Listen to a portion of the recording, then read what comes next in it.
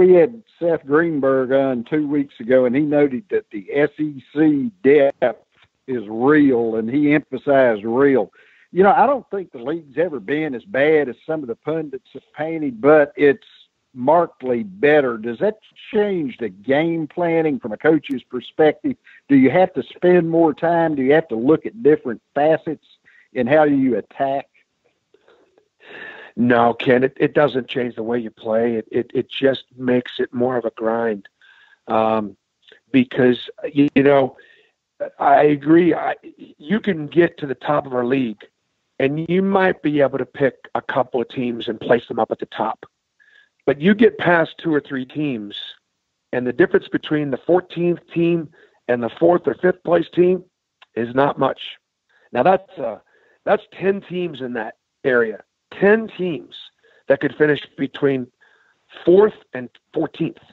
And I believe it. I mean it. You know, so it's just going to be a grind. And, you know, we'll have to see who gets hot and how it plays, how it plays out. But, look, we thought that this year would be our best year as a league. But last year, a couple of things happened that sent a message that maybe last year was the year. First thing is we played the Big 12 SEC Challenge. And at one point during that afternoon, the SEC had 5 wins, and the Big 12 had 2. We had just upset TCU, that is Auburn. We were a double-digit underdog, and we took a 5-2 lead. The games in progress were, I believe, Ole Miss, Baylor, and Ole Miss was giving them everything they wanted. Kentucky was yet to play against Kansas, but you know we thought that obviously Kentucky would have a chance to win that game. There was another game in progress that we lost. I don't remember which one it is, but it was a game that we also could have won. And so we finished 5-5, but at least that stopped the bleeding.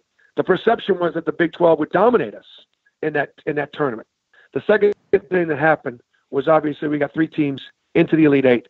We got South Carolina to the Final Four, and we got better seeding. And no team, no conference, won more NCAA tournament games last year than the SEC.